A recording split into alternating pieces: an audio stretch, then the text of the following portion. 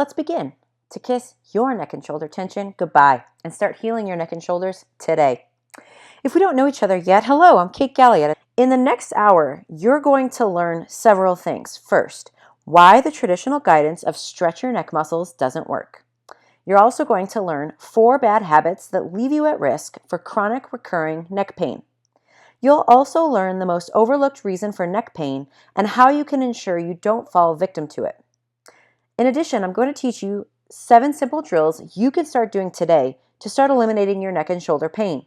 And you're going to learn the mind-body connection to neck pain that is not about starting a yoga practice, although we do love yoga around here. When I was dealing with disruptive pain in my neck and shoulders day in and day out, I thought, is this what life is like? Painful and annoying and tiring? Now, it's crucial that you understand pain itself and how it affects your muscles, your joints, and even your mind. Because when you understand this, you understand one of the secrets to kissing neck and shoulder tension goodbye for good. The first key to unlocking pain and understanding it is this. Pain increases movement rigidity, meaning the soft tissue of your body becomes less pliable or less able to move well when you're in pain, and not just at the spot where you feel the pain. Your whole body becomes more rigid when you are in pain, and this happens for 2 big reasons.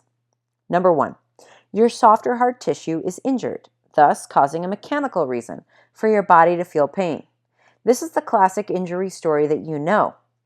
When you injure yourself, your body creates inflammation around the tissue or joint. And so the injured area becomes stiff or swollen or immobile. But it's not just the injured area that becomes affected when you injure yourself. When your body senses pain, your nervous system understands it as a stress.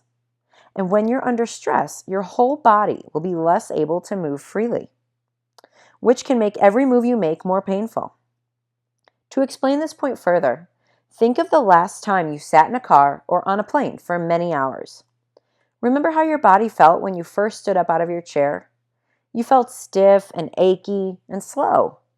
Now, imagine that stiff, achy, sore body sprinting 100 meters. Wouldn't go too well, would it?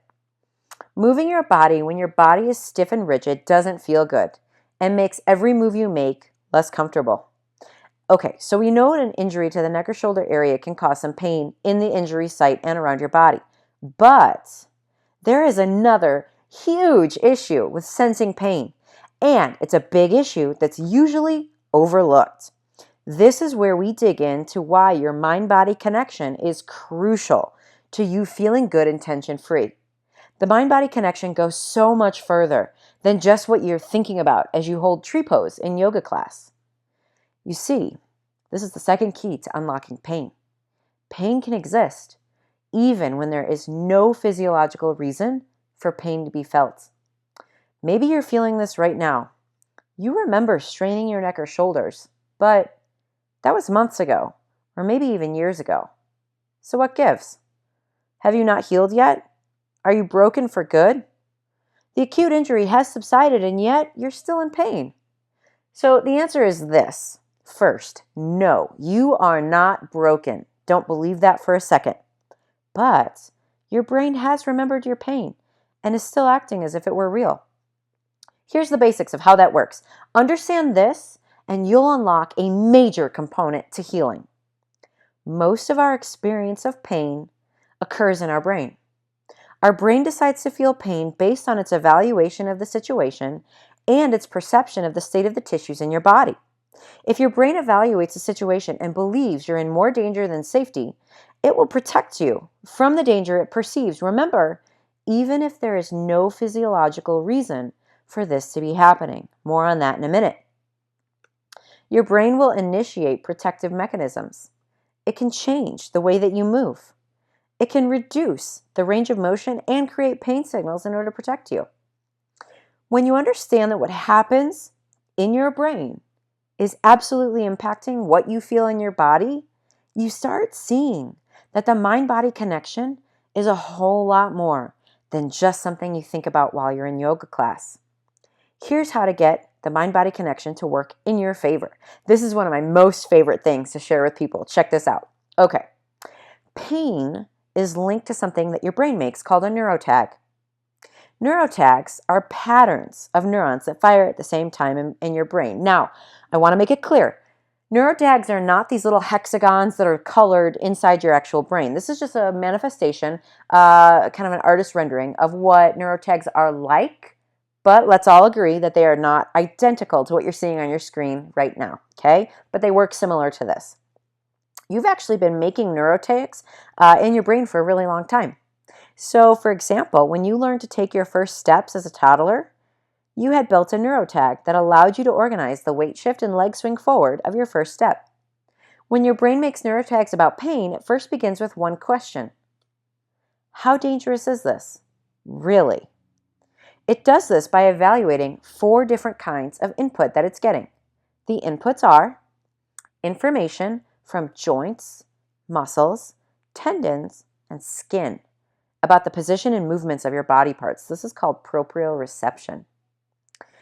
Also, it takes a look at information from nociceptors about the thermal, mechanical, and chemical condition of the tissues. And this is called interoception. Your brain also takes a look at your 5 senses. This is called exteroception. And my favorite one of all, your brain looks at knowledge, memory, feelings, perceptions, belief, logic, attention, and expectations to determine if it should feel pain. This is called cognition. Isn't that amazing? Think about it. That last one has nothing to do with the state of your tissues. So if your brain processes these different inputs and decides a protective mechanism is necessary, it can choose between several different kinds of protective outputs, such as pain or immune response, or protective movements like flinching, limping, guarding, stiffness, or other motor control changes. So what you have here is a pain response created by a whole lot more than just the inflammation in the area. It's incredibly empowering to realize that if you can change the way your brain perceives things, you can change the way your body feels things. Amazing, huh? This is why a portion of the things I taught Kevin, my other clients, myself, and now you, focus on helping your nervous system feel safe and in control. Because the tissue condition of your body, it does matter, but so does your brain's perception of the environment, which is why in just a few minutes you're going to learn 7 simple drills to start changing the condition of the tissue and your nervous system's perception of your body and its safety and movement. You see, if you don't get the whole system, brain and body working together, nothing happens. This is why the traditional guidance of stretch your neck muscles doesn't work. Your nervous system is always paying attention to the tension and the positioning of your skeleton and its joints. You see, if your system gets the signal that an area that was tight before now isn't, your nervous system can send the response back to tighten the area back down again. Your brain may have put tension in that muscle to protect you, and you're overriding that signal every time you stretch. We don't want to have that happen. So let's get in alignment and get off the hamster wheel. Because constantly stretching, constantly feeling tight, and constantly being frustrated is no fun. So the next question you may be asking is this: what's your nervous system protecting you from? Well, your nervous system will protect you if your neck and shoulder muscles aren't strong enough or if they aren't stable enough. When a muscle isn't strong or stable enough, it holds more tightness in it. This can make it feel like the muscle is too short or too stiff. Your nervous system will also protect you if you're not taking care to teach your nervous system how to have control of your neck and shoulders. So, if stretching muscles that feel stiff isn't going to work, then what is? Here's your aha moment. This next piece made a huge impact on me and my recovery from pain, and it was a big aha moment for my clients, so I hope it will be for you as well. If you want to make a lasting change, you have to teach your anatomy how you want it to change. Consider this. Time spent doing drills and exercises to improve your body is merely a drop in the bucket when compared to all of the other activities you do each day that impact how your neck and shoulders feel and function. Your time spent using a computer or mobile device, your time spent in the car, even your time spent sleeping, all of them teach your neck and shoulders things. Is what they're teaching your neck and shoulders helping or holding you back? Now, I want you to be successful here, so I'm starting off first with giving you 4 enhancements to make your daily life better, to help you ensure that you're living a life that supports your overall neck and shoulder well-being. These drills are not hard to do, but they do require being mindful as you go from learning a new way to this old second nature, old habit, don't even have to think about it way. Okay, lifestyle enhancement number 1, change how you use your computer.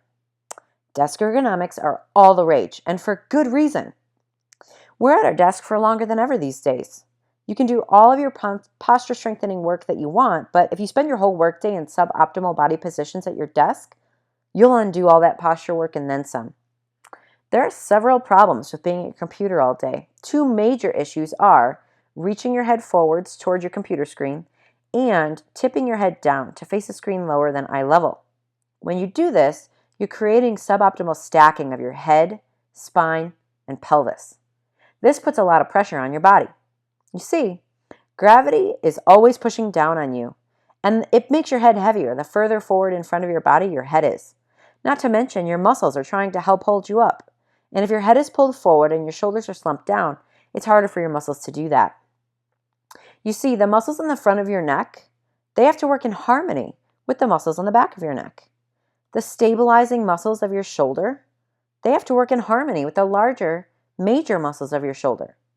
So, here's the fix to help you make all of your body work together to support you as you work at your computer desk all day. If someone grabbed the hair at the very center back of your head and gently pulled your head back to the wall behind you, draw your head back just like that. Then, if we affixed a helium-filled balloon to the top of your head and its upward pull could gently pull your head up with it, draw your head into that position. It's subtle and should be relaxed. Now, in the beginning, when this isn't a position that is second nature to you yet, set a timer for an hourly or twice hourly reminder to go off to alert you to your head position. If your head is floated forward and down again, simply reset it into the position I just walked you through. This will likely be much easier to do at work than at home. More and more home computers you see have become tablets that you can hold in your lap and in your hands. You could conceivably lounge on the couch in any manner of posture and still use a computer. Which brings us to lifestyle enhancement number 2. Change how you use your mobile device. Whether that's a smartphone or a tablet, you probably use it even more than when you're at your desk. Mobile devices are handheld, of course, and the ability to hold a phone or tablet in your hand makes it infinitely easier to drop your head forward and down to face the floor, to round your shoulders and upper back like a turtle, and to push your head forward to counterbalance your rounded back. Like desk work with poor posture, these body positions do you no favors. Poor posture with mobile device use can create not only hand and wrist pain, but also elbow pain, as well as shoulder pain, pain in your biceps and triceps. It can even influence how you breathe. Add on to all of this that you're more likely to slouch and slump when using your mobile device. So, here's the fix to help you make your mobile device time more supportive of a life that is free of neck and shoulder pain. Reset your arm position so that your skull can stay stacked on your head as you look at your mobile device. Bend your arms at the elbows and prop your elbows against the front of your rib cage and have your phone propped up closer to your face. When it's just not possible to take that position, remember that you have eye muscles that let you look in a variety of directions without actually moving your head to do so. This isn't put into practice much in modern society. You're not forced to look up at the sky or out over the landscape or really in any direction, so you just stop practicing it. Now, try taking your phone and placing it in your lap. Keep your head looking straight ahead and use your eyes to look down at your phone. It might be tricky at first, but it's so worth it to learn to use your eye muscles. Now, those 2 lifestyle enhancements will only take you so far if you don't deploy lifestyle enhancement number 3 into your life as well. You see, it's very hard to do anything supportive of your neck and shoulders if the rest of your body isn't in good position. Here's lifestyle enhancement number 3. Sit and stand like you mean it. Now, this position isn't about having perfect posture or never letting yourself, quote, chill out. Nope, not even. Because anyone who tells you that there's a right and wrong kind of posture, they're just a silly goose. Here's why. If you have a strong body, one that holds up to forces, pressure, and positions, you can handle any posture without getting injured, even slouching. So, if you want to slouch while you lean on your car waiting for the kids to finish sports practice, You can do that. You're totally allowed. But you'd be well served to spend a sizable chunk of your time standing in a position that supports you as gravity continues its perpetual push down on you. Your skeleton does well when it's stacked and aligned. Your soft tissue, which is attached to your skeleton, also does well when you stack your body into a strong position. So, here's how to stand like you meant it, and you can apply these same positions to when you're sitting. Stand with the outer edges of your pinky toes and heels, making lines straight forward like skis. Soften your knees so they are unlocked. If your knees feel like they are facing inward toward each other as you do this, use the muscles in your hips to rotate your knees out ever so slightly without moving your feet as you do so.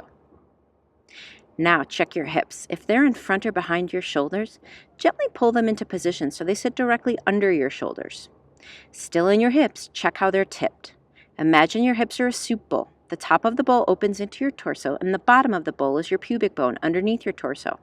If your bum is tucked forward or backward, the soup in your bowl is going to spill out the front or back of you. Tilt your hips forward and backward and see if you can find the middle position where your soup bowl is even and all the soup stays in the bowl. This may be tricky if your needs include building strength and mobility to allow your hips to do this, but even awareness is very helpful. Next, move up to your torso. Take a deep breath in and let it out. Did your belly inflate as you inhaled, or did you only use your shoulders and chest to do it? Take another breath, and this time really let your belly inflate the way it's meant to. As you exhale, let your belly drop back down. Your torso isn't meant to stay tight the entire time during your day. Learn to relax it. Now move up to your shoulders. Lift your shoulders up to your ears. If your shoulders are moving on a circular path, you're at the top of the circle right now. Trace around the circle, rolling the shoulders back behind you, and then drop them down at your sides. Remember, if you spend time being stacked and aligned, you'll stack the decks in your favor. Now, being stacked and aligned doesn't apply to your waking life only, though. Lifestyle enhancement number 4 is this: support yourself while you sleep. Consider you spend a third of your life in bed. How you sleep absolutely impacts how your neck and shoulders feel. There's not much worse than waking up and already feeling tension and pinching in your neck and shoulders. I know. I felt this way for years. While finding a pillow that works for you is one piece of the puzzle, how you position your head and shoulders while on the pillow is even more important. You can have the best pillow in the world, and if you position your body in such a way as to put some parts of your neck in a significant stretch and other parts of your neck in intense flexion, all while rounding your shoulders into a tightly curled position, you may still experience neck and shoulder issues. Here's how to support your neck and shoulders while you sleep. 3 strategies to deploy here. First and foremost, break the habit of sleeping on your stomach if this is something you do. Think you can't? Try this then. Sit up nice and tall right now. Turn your head as far to the left as you can. Now, leave your head that way until we finish today's workshop. That's how you're positioned when you're sleeping on your belly. No, I don't want you to actually keep your head that way, but I want you to get the understanding that turning your head to significant to one side or the other, it does a number on your body. You have to understand there are consequences with that. In coaching clients who were stomach sleepers, I found that desiring to change was the greatest motivator to stop stomach sleeping. If you want your head and shoulders to be supported, you've got to support them with stacked aligned positions. So, first habit, break the stomach sleeping habit. Now, if you're not a stomach sleeper, here is the second strategy to deploy as you sleep. Stack your head over your torso. Imagine your head as the dot on top of a lowercase letter I. While laying on your side or your back, aim to keep the dot above the I. And you'll probably start out remembering to do this as you fall asleep and then totally lose it once you're off in dreamland. So I'd like to tell you to do this. Be mindful and just try to remind yourself that if you kind of roll over in the middle of the night or awake just a little bit, remind yourself to check your position and see if it's changed. If you've curled back up into a ball again, restack your lowercase letter I, head above shoulders, and try to go back to sleep. Train yourself to do this, and in time, you'll spend more and more of your sleeping time with stacked and aligned position. Sound good? All right, let's keep going.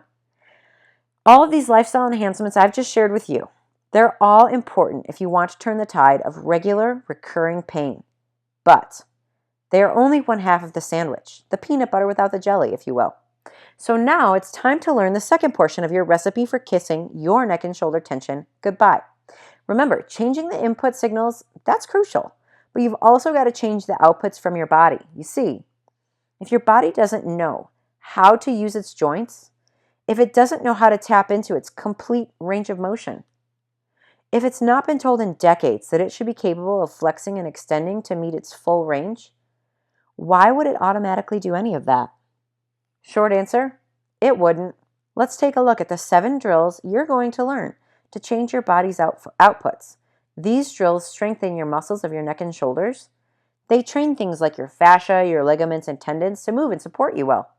Doing these drills daily improves your mobility, and it teaches your neck and shoulders how to work together. And these drills make it easier for you to support better body positions during your day. And a sweet bonus is that you can do most of these right at your chair. And the ones I demonstrate on the floor can also easily be done lying in a bed if you have a hard time getting down to the floor. And if your office is strict and doing these at the office won't work, then make them your morning routine. But no matter what, make a commitment to yourself to do these drills daily. First, we have the neck series. This drill helps you regain lost function of your cervical spine and the muscles of your neck. Stand or sit tall and start by looking left to right 3 times. Move slowly and gently. You do not have to go at the pace I go at. Go at one that works for you. Then look up and down 3 times. Again, moving gently, only moving into ranges that you feel good with. Next, you're going to do what I call a turtle head and double chin. You can see why. Make the turtle head, double chin. Turtle head, double chin. 3 times with that one. Then make a double chin, look down, back to the double chin, and relax. Perform this move 3 times. Then make a turtle head and look up. 3 times with this one, reaching forward, looking up, still in turtle head, and then back. And then next, you're going to make a double chin, look down, sweep your head to one shoulder, over to the other, back to center, double chin, then relax. Notice that it starts and ends in the double chin each time. 3 times with this one. And then we're going to make a turtle head and look up, and sweep the head over to one side, and over to the other, back to center, still in turtle head, then you'll relax. Notice here we go turtle head at the beginning and at the end. 3 times here, relax. Next, we have horizontal scapular rotations. This drill helps you regain lost function of your shoulder joint and the muscles attached to it. Stand tall and raise your arms directly in front of you. We're going to be making a circle with the shoulder blades. Start by reaching your arms forward as far as you can. Lift them up as high as you can.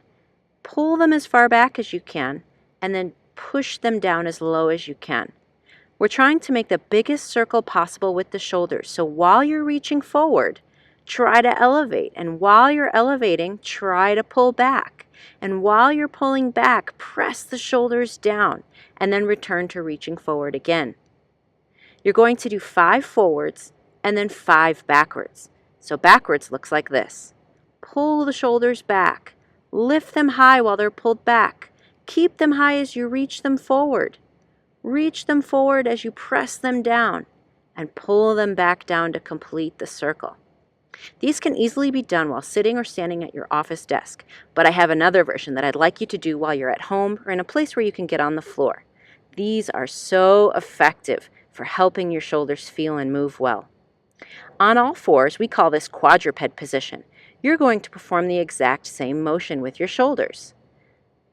Making a complete circle. Here I'm starting to bring my shoulder blades towards each other. Lift them up into my ears, push them out, reaching forward into the floor, drive my shoulders down, and then bring them back towards each other again. Here's what it looks like backwards. Pushing the floor away, shrugging into my ears, driving the shoulder blades together, pushing them down towards the floor, making the biggest circle that I possibly can. 5 reps each direction.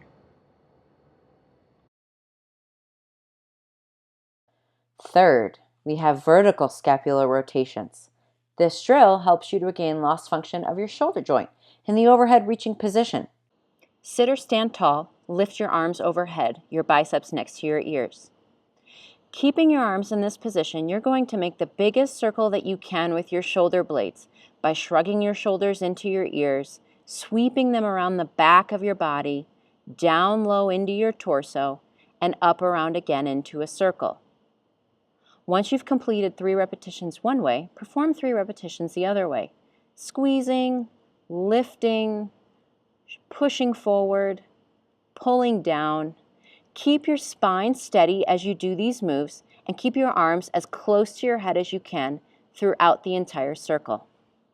Next, we have elbow reach look downs, an excellent drill to do when you're stuck at the office all day. This drill helps you unlock the tightness of your arms, shoulders, and neck. Sit or stand tall. Take one arm, reach it up behind your head and as far down your spine as you can. Look over and down to the opposite shoulder. Feel the stretch in your neck and arm. Undo one arm, lift the other arm up, reach it behind your head and down your spine as far as you can.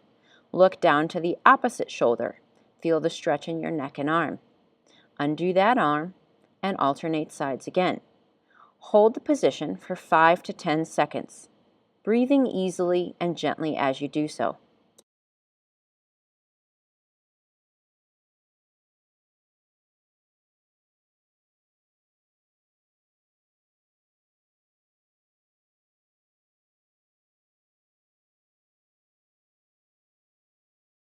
Next up, we have shoulder openers via neural control. This drill helps you teach your nervous system to actually create and maintain mobility in your shoulders. Unfortunately, most drills that you see online labeled as openers aren't actually creating usable and sustainable mobility.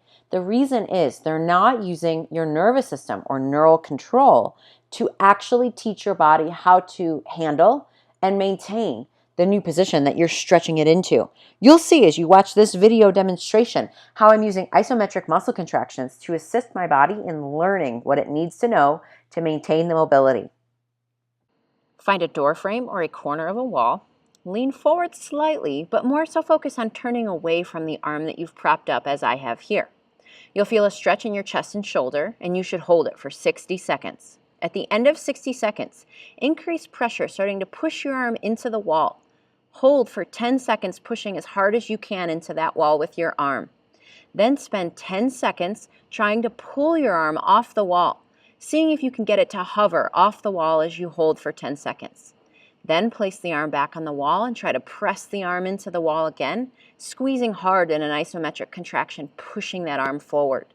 Then another 10 seconds trying to pull your arm off the wall using those tiny muscles right behind your shoulder. At the end of that 10 seconds, put the arm back on the wall and lean forward to find the stretch. You should be able to expand how far you can stretch. Here is where not to pull your arm off the wall from. If you glide your shoulder blade as you pull your arm off the wall, you won't get the effect you're looking for. Here is where you should pull your arm off the wall from. Use the muscles and tissue right behind your shoulder joint to try your hardest to pull that arm off the wall. When done properly, it'll be quite difficult to even move your arm an inch as you pull it off the wall. This is what you're going for with this drill. Next, we have scapular protractions and retractions. This drill is super fun, and it helps you to strengthen the muscles of your neck and shoulders. Get into the quadruped position on the floor on your hands and knees. Hands directly under shoulders, knees directly under hips. Your job here is to sink down into your shoulders until the shoulder blades touch, as I'm doing here. Then push up away from the floor, driving your hands into the floor, pushing your spine up high until you hit your end point, and then lowering back down. What you are not doing during this drill is rounding your back like a cat. You are trying to remain long as you do this drill. Next, go to the modified push-up version. This is the next challenge up for this drill. It does make it a bit harder. As you're pushing the floor away, really strive to keep your head and torso in a straight line as you sink and raise.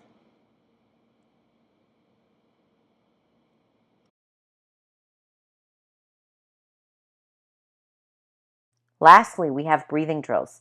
This drill helps you to practice using the correct muscles for breathing instead of overusing the wrong muscles, which is actually pretty common that a lot of people do today. Because of the stressful lives we lead, and because we've just adapted to be kind of, not super chill all the time, many of us have started using muscles that aren't meant to be major muscles for breathing and have stopped taking really deep torso filling breaths. The drills I'm going to show you here in the breathing drill sequence, they're going to help you restore that. Sit in a chair or lay on the floor. Take a few inhales and exhales. Notice, does your chest rise and fall? Does your belly get included in the mix? What are you using to do most of your breathing? A proper breath should expand the belly the most, following at the very end with your chest rising and then everything falling together. Take one hand and place it on your chest, and then the other hand on your belly. Take a breath in, trying to expand the hand on your belly up to the sky for about 75% of the inhale, finishing the very end of the inhale with your chest rising, and then let it all out. Do this several times. Your torso also should expand out the back as you inhale. Place your hands along the small of your back, right at the kidneys. Inhale and exhale, and work to feel shifts and movement in your torso, expanding your low back and your kidney area as you inhale, and then compressing it as you exhale. This drill is best done at home, but it's a wonderful drill to help you improve how you breathe. Get into child's pose by sitting on your shins, your butt tucked back to your heels. If you can't get into this position, put a pillow behind your butt so that it can support you better. Place one hand in front of your mouth in a fist and the other arm out at 11 o'clock on your left arm or 1 o'clock on your right arm. In this position, take deep inhales, trying to expand your kidneys to the ceiling. As you exhale, blow the air out audibly through your mouth, like you're blowing up a balloon. It should sound like this. Try to make the exhale take as long as you possibly can, and then let your body naturally fill up with air again.